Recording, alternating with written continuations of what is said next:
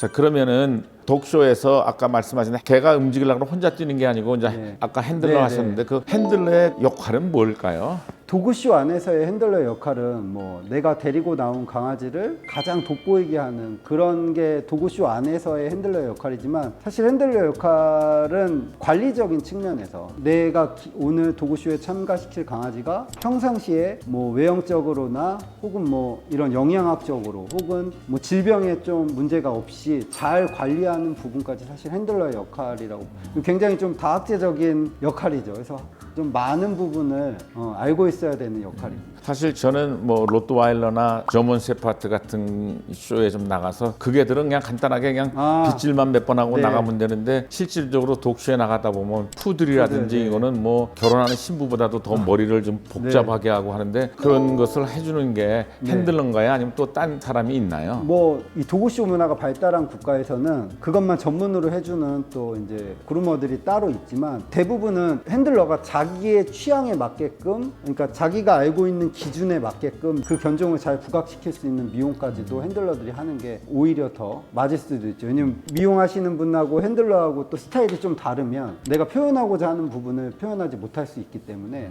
핸들러는 사실 미용도 기본적으로, 그리고 링 안에서의 여러 가지 동작들을 또 연출하려면 훈련도 기본적으로 할 수 있어야 되는 그런 직업군입니다. 사실 그럼 이제 말씀한 걸 들어보면 보통 개쇼가 200마리에서 뭐 한 500마리도 네. 나온다는 얘기를 들었는데, 그러면 그 중에서 한 5%에서 10%만 이제 상을 받으면은 80% 90%는 상을 못 받는데, 그래도 꾸준히 나오는 이유는 무엇일까요? 다양한 국가, 특히 이제 한국 애견연맹 같은 경우는 FCI 가맹단체다 보니까 좀 같은 가맹국들이 100개 이상의 가맹단체에서 다양한 국가의 심사위원들을 모셔오기 때문에 좀 그런 분들에게 평가를 다양하게 받을 수 있다는 그 다양성이 굉장히 중요하지 않을까라고 생각합니다. 그리고 이 브리딩의 방향성을 좀 정립하는 데도 도움이 되고요. 자, 그러면 언뜻 지금 시청자분들이 느끼시기에는 이건 그럼 굉장히 전문가들이만 참가할 수 있고 굉장히 준비도 많아야 되는데, 우리나라가 지금 반려견이 300만 마리 이상 되고 또 자기 집에서는 강아지가 최고라고 생각하는데, 한번 참가하고 싶다라는 마음을 갖고 싶어 할 텐데 네. 어떻게 참가하려면 어떤 자격 요건이 있어야 되고 또 어떤 준비를 해야 되는지 좀 간단하게 말씀해 주세요. 자격 요건은, 특별한 자격 요건은 없는데, 저는 사실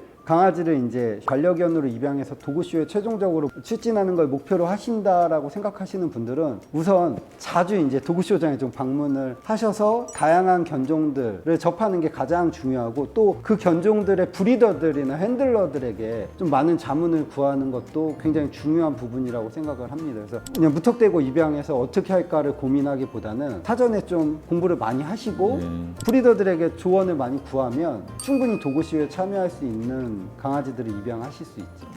30년 전에 제가 도구쇼에 처음 나갔던 경험담이 여러분들께 굉장히 도움이 될 것 같아서 한번 말씀을 드려보겠습니다. 첫 번째, 반려견을 데리고 독쇼에 나가려고 그러면 기본적으로 혈통소가 있어야 되는데, 그 혈통소가 FCI라고 세계 애견연맹 산하단체에서 발급한 혈통소하고 제휴를 맺은 나라의 혈통소, 그 제휴를 맺은 데는 AKC, CKC, 영국 KC 세 군데 혈통소를 갖고 있어야 되고, 그 다음에 마이크로칩이 있어야 됩니다. 그게 이제 가장 기본이고, 그 다음에 도구쇼에 나가려고 그러면 기본적으로 내 개가 어떤지를 알기 위해서 이 개의 스탠다드를 좀 알아야 되거든요. 근데 그 스탠다드를 알려고 그러면 KKFOR.KR에 들어가셔서 견종 표준에 보면은 이 개에 대해서 설명이 나와 있습니다. 근데 그 맨 뒤쪽에 보면 결격 사유가 있어요. 말하자면 뭐 이빨이라든지 뭐 여러 군데 있는데, 그거는 충분히 파악할 수 있습니다. 그 다음에 그 애견연맹 도구쇼의 스케줄을 보고 미리 기한 내에 신청을 하면 되는데, 그 신청을 하기 위해서는 또 회원이어야 됩니다. 그래서 회원 가입을 하시고 그 다음에 신청을 하면 됩니다. 근데 애견연맹 회원으로 가입하면 굉장히 여러 가지 좋은 정보도 얻을 수 있고, 그 다음에 또 도구쇼에 나가면은 돈을 조금 내지만은 상품이라든지 뭐 공짜로 주는 게 많아가지고 충분히 저는 처음 나갔더니 굉장히 많은 선물을 받아 갖고 왔는데, 그리고 일단 나가면은 처음이니까 어떻게 할지 모르는데 거기 가면 스튜어드라고 그 설명을 해주는 사람이 있습니다. 그래서 꼭 나가서 1등을 한다는 것보다는 남들이 하는 거 이렇게 자세히 보고 그냥 뭐 틀려도 좋으니까 대충 나가서 이게 보면은 생각보다 굉장히 재미있고, 또 온 가족들이 나와서 자기 반려견이 열심히 막 뛰는 모습을 보면 굉장히 흐뭇하고 또 이게 또 주말에 열리기 때문에 가족들이랑 가서 내 반려견도 한번 쇼에 참가하고 또 다른 강아지들이 뛰는 모습도 보고 또 뒤편에 가면은 진짜 영화 배우들처럼 막 미용하고 또 뭐 여러 가지 하는 장면들이 있습니다. 그래서 한 번쯤 도전해 보시는 게 참 좋을 것 같습니다. 그리고 교수님 보면 또 이 세계적으로 유명한 도구쇼가 있는데 제가 듣기에 3대 도구쇼가 있다고 그러는데 그게 어떤 거가 있죠? 그 미국 아메리칸 캔넬 클럽의 웨스트민스터 도구쇼, 그리고 뭐 영국 KC 캔넬 클럽의 크로프츠, 그리고 앞서 말씀하신 그 세계 애견연맹 FCI에서 주최하는 FCI 월드 독쇼, 이게 사실 1년에 한 번씩 열리는 뭐 세계 3대 독쇼라고 저희가 흔히 말하죠. 예. 저는 그 운이 좋게도 웨스트미니스 쇼하고 월드 독쇼는 가봤거든요. 근데 웨스트미니스 쇼는 진짜로 보면 재미있었던 게 우연히 제가 뉴욕을 방문하다가 갔었는데 메디슨 스퀘어 가든에서 하더라고요. 일주일 내내 하는데 네. 보니까 초청견만 갈 수 있더라고요. 보니까 1년에서 네. 어느 정도 수준이 되는 개들의 AKC 미국 캐널 클럽이 인정한 견종들이 다 나오더라고요. 네, 그래서 거기 가서 봐도 되고 TV 중계도 하는데 TV만 봐더라도 그 모든 견종에 대해서 해설자가 설명도 맞습니다. 해주고 하니까 그것만 일주일만 보더라도 그 견종에 대해서 되게 많은 걸 알 수 있고 또 굉장히 재미있고 또 귀여운 개들이 많더라고요. 네, 그래서 뭐 도구쇼뿐이 아니고 뭐 핸들러 대회 혹은 뭐 KC 같은 경우는 다양한 독스포츠도 같이 크로프츠에서 운영하기 때문에 굉장히 볼거리가 많습니다. 뭐 언뜻 듣기에는 그래서 삼성 그룹의 메인, 이건희 회장님이 개도 좋아하시고 그래서 거기에 메인 스폰을 하셔가지고 고맙다는 표시로 영국 여왕이 기르고 있는 강아지 중에서 웰시 코기를 줬다는 얘기도 뭐, 들었었는데요. 과거에는 한국은 몰라도 삼성은 안다 뭐 이런 얘기가 돌 정도로 삼성이 스폰을 굉장히 많이 했던 부분입니다. 우리나라가 반려견 문화가 굉장히 발전이 되고 네. 많은 한국인들이 정이 많아서 개에 대해서 굉장히 정이 많은데 네. 그동안에는 뭐 보신탕이라는 이상한 네, 맞습니다. 문화가 잘못 소개가 되고 한국 사람들은 다 그렇게 네. 되는 걸로 생각이 됐는데 지금은 한국의 수준이 굉장히 높아져서 외국에서도 굉장히 많은 상력을 받고 있다는데 네. 어떻습니까? 지금 최근에 이제 뭐 핸들러나 그루머들 이제 미용하시는 분들이 해외 무대 진출을 굉장히 많이 왕성하게 하고 있기 때문에 우리가 이미지가 안 좋았던 때는 20년 정도 그 전에는 한국이라는 국가에 대해서 일단 보신 문화 그게 제일 컸죠. 근데 뭐 지금은 정부에서도 뭐 2027년에 식용견을 아예 종식시키겠다고 선언을 한 상태이기 때문에 이제는 뭐 그런 쪽에서 좀 자유로워지기도 하고 또 우리나라 국민만큼 미용 기술이나 혹은 뭐 훈련 기술이 또 빠르게 성장하는 국가도 드문 것 같습니다. 그래서 지금은 세계에서 인정받는 정도의 수준으로 지금 우리나라가 많이 올라와 있습니다.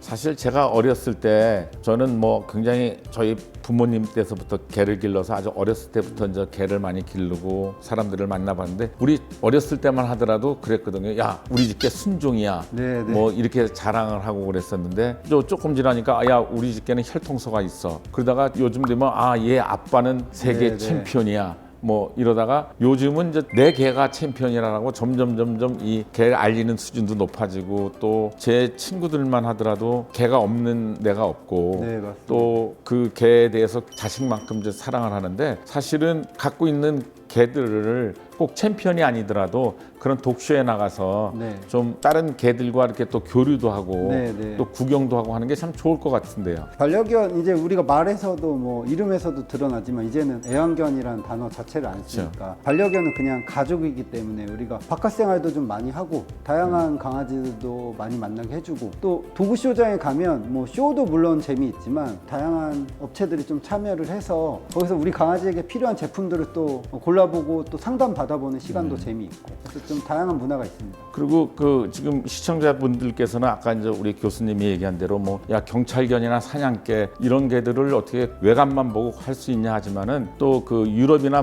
많은 나라에서는 말하자면 세파트라든지 어떤 워킹독들은 훈련 단계를 거쳐야지만 챔피언 타이틀을 주기도 하고 네. 또 유럽도 그렇고 미국도 그렇고 사냥개나 이런 건 필드 트라이얼 경기라고 그래가지고 네. 실질적으로 가짜 새를 던져가지고 물고 오게 한다든지 뭐 이런 나름대로 스포츠가 많고 네. 뭐 어질리티라든지 뭐 이런 것처럼 또 우리나라 독스포츠, 독스포츠가 네. 굉장히 많아지고 있죠. 그러면 네. 그 교수님은 지금 학교에서 네. 학생들을 가르치고 계시는데 네, 네. 그 학생들은 어떤 이유에서 오고 그분들이 앞으로의 진로라 뭐 이런 거는 또 어떨까요? 보면 굉장히 많이들 하시는 것 같은데. 네, 저희도 사실 이 반려동물 산업 혹은 뭐 반려동물 교육 분야가 다학제적인 학문이어서 저희 학과는 교육 과정이 37과목이나 돼요. 그러니까 이게 타 학과에서는 이렇게까지 많이 운영하지 않는데 미용 전공자도 있고 혹은 뭐 동물 보건 혹은 뭐 동물 훈련 요즘은 이제 다양한 특수동물 뭐 비바리움이나 테라리움 혹은 뭐 파충 양서 파충류까지 그걸 다 반려동물 학과에서 교육을 시키고 그러겠네요. 반려동물이니까 네. 우리는 반려묘 뭐 이렇게만 생각하는데 반려동물로 가면 네. 굉장히 근데 많겠네요. 범위가 과거에 이제 개고양이로 좀 한정돼 있었는데 최근에는 반려의 개념이 굉장히 커지다 보니까 예. 그러면은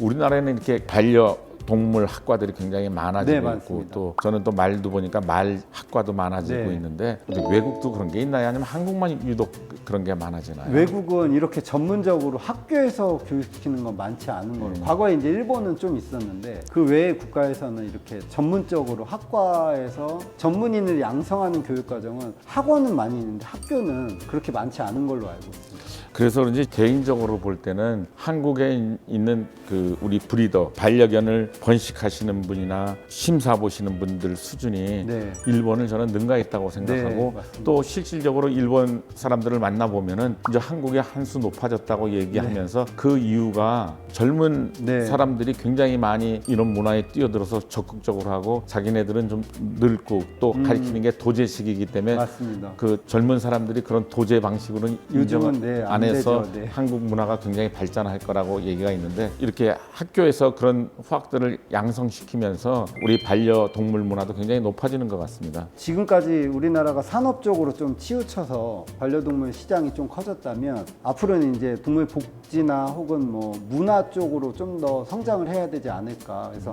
우리가 도구쇼도 그 스포츠 문화의 하나라고 받아들이시면 굉장히 편할 것 같습니다.